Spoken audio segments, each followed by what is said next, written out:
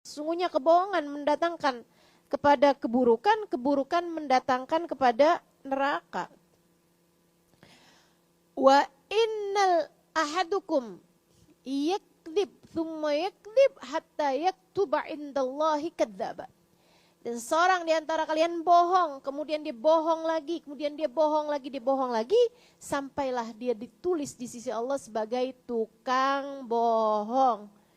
Hati-hati, takutnya tukang bohong ini nanti di akhirat diprank. Kayak dimasukin ke dalam surga, bohong.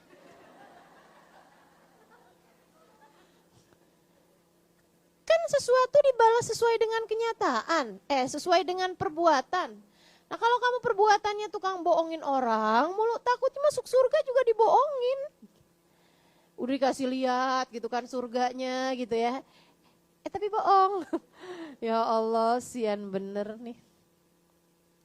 Teman-teman saudaraku sekalian yang saya muliakan, jadi ini setan nih kelakuannya. Bisa menyesatkan sampai sedemikian rupanya. Kamu jangan dengerin. Jangan dengerin pokoknya. Caranya ngadepin setan, jangan dengerin. Rabbi a'udzubika min hamazatis syayatin wa a'udzubika rabbi ayahdurun. Ya Allah, aku berlindung kepadamu dari segala bisikan setan dan aku berlindung dari kehadiran mereka. Jauhkan saya Allah dari kehadiran mereka. Salah satu hal yang paling kuat dalam menghilangkan bisikan dan godaan setan adalah membaca Bismillahirrahmanirrahim. Saya sarankan kepadamu untuk segala sesuatu awali dengan Bismillahirrahmanirrahim. Pernah ada seorang sahabat lagi kesel sama setan gitu, terus dia bilang, "Ta'isa syaitan, kurang ajar nih setan," gitu. Nabi Muhammad bilang, "La taqul hakadha fa innahu yata'adham." Kamu ngomong kayak begitu, setannya malah jadi tambah gede kepala. Besar kepala, GR dia, gak bisa ngadepin saya. Kata setannya gitu. Balqul bismillahirrahmanirrahim fa innahu yatasaghar hatta yakunu kal usfur. Akan tapi ucapkanlah bismillahirrahmanirrahim, setanmu mengecil sampai jadilah dia seperti burung emprit. Tahu burung emprit gak? Itu usfur bahasa Arabnya. Burung emprit tuh ditaruh di tangannya kecil banget. Kayak gitu tuh, setan kamu tuh jadi kayak gitu. Gampang ngalahinnya ketika kamu sering-sering baca Bismillahirrahmanirrahim. Saya kasih tips, trik atau amalan. Kalau kamu sering susah bangun malam, susah bangun tahajud, atau sering mimpi buruk, atau kalau bangun tuh kayak yang masih ngantuk banget, kayak berat banget matanya gitu mau bangun gitu ya, kayak segala macam perasaan yang gak enak tuh ada dalam diri kamu gitu, kayak mengharuskan kamu yang gak apa-apa sih kalau kayak gini sih, emang mestinya tidur lagi nih, tidur lagi akhirnya tidur lagi. Kalau mau tidur baca Bismillahirrahmanirrahim 21 kali. Cobain, mau tidur baca Bismillahirrahmanirrahim 21 kali. Itu cuman berapa detik, cuman berapa menit teman-teman, gak nyampe 5 menit, gak nyampe 2 menit. Bismillahirrahmanirrahim, Bismillahirrahmanirrahim, Bismillahirrahmanirrahim, Bismillahirrahmanirrahim, Bismillahirrahmanirrahim, Bismillahirrahmanirrahim.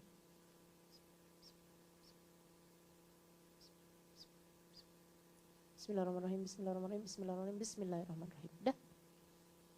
Tapi itu aman, gak akan lagi mimpi buruk, aman, dijauhkan dari segala godaan setan, sehingga kamu ketika bangun lebih mudah untuk bangun dalam keadaan siap untuk ibadah kepada Allah. 21 kali. Saya kasih tahu, kamu kalau habis dengar satu amalan, apalagi yang ringan-ringan seperti ini, milikilah hati selalu berniat. Hati kamu tuh, kalau habis dengar kayak begini gitu ya, oh ya gampang. Jangan gitu. Tapi niat, saya akan amalkan mulai nanti malam. Gitu, saya akan amalkan malam ini dan malam-malam yang sesudahnya, ya Allah berikanlah kemudahan. Gitu. Itu kalau kamu punya niat seperti itu, Allah bakal bukain kemudahannya. Katanya Nabi Muhammad, man fatah alaihi baban niyah salihah, bab niyah salihah, fatahallahu lahu sab'ina bab min abwabit taufiq. Siapa yang membuka bagi dirinya satu pintu kebaikan, maka Allah Subhanahu wa taala akan bukakan baginya. Siapa yang membuka bagi dirinya satu pintu niat baik, Allah akan bukakan baginya 70 pintu dari pintu-pintu kebaikan. Jadi dia ngebuka satu pintu niat baik, Allah akan bukakan 70 pintu dari pintu-pintu kebaikan. Artinya, kamu kalau udah niat baik, Allah akan kasih kemudahan buat ngerjain kebaikan 70.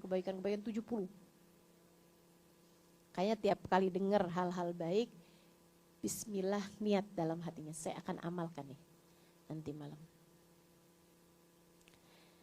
Saudaraku sekalian yang saya muliakan, dan lagi, kalau kamu pengen bangun tidur tuh kayak langsung setannya tuh hilang gitu. Ini saya cobain ini apa yang memang terjadi ya, maksudnya apa yang saya rasakan, apa yang saya alami. Mudah-mudahan bisa jadi ilmu yang baik, ilmu yang bisa diamalkan sama teman-teman yang lain juga. Kalau bangun tidur baca sholawat. Saya sering ajarkan ini. Awal bangun tidur, alhamdulillahilladzi ahyana ba'da ma amatana wa ilaihin nusyur. Alhamdulillahilladzi ahyani ba'da ma amatani wa ilaihin nusyur, yarhamukillah. So, ikut sekalian yang saya muliakan, kalau yang yarhamukillah itu saya lagi jawabin bersin tadi ya. Antara alhamdulillahilladzi ahyani ba'da ma amatani wa ilaihin nusyur, yarhamukillah. Enggak. Itu tadi wa ilaihin nusyur doang tuh. Abisnya gitu sholawatan 10 kali. Yang pendek aja, Allahumma shalli ala sayyidina Muhammad wa ala ali sayyidina Muhammad. Allahumma shalli ala sayyidina Muhammad wa ala ali sayyidina Muhammad. Allahumma shalli ala sayyidina Muhammad wa ala ali sayyidina Muhammad. Hilang loh setannya. Jadi lebih ringan bangunnya. Yang tadi kayak masih ngantuk, ini enggak loh, hilang. Asal kamu paksa buat kamu baca sholawatan. Kenapa gitu? Enggak ada ceritanya setan mau tetap ada di situ sementara kamu mengingat Nabi Muhammad. Inda dzikri shalihin tanazzalatir rahmat. Ketika disebut nama orang soleh turun rahmat. Nah ini kan setan kan gak bisa nih sama rahmat-rahmat begituan, dia ngilang, dia pergi, dia ngejauh, gak tahan sama keberadaan rahmatnya Allah Subhanahu wa ta'ala. Nah jika disebut nama orang soleh aja turun rahmat, gimana dengan saat disebut nabinya orang soleh? Gimana dengan saat disebut manusia paling soleh yang pernah ada di atas muka bumi ini, kekasih Allah Subhanahu wa ta'ala, baginda kita Nabi besar Muhammad. Jadi kalau kamu lagi kayak punya banyak bisikan-bisikan, sholawatan yang banyak. Biar turun rahmat, biar malaikatnya jadi jauh. Setannya jadi jauh.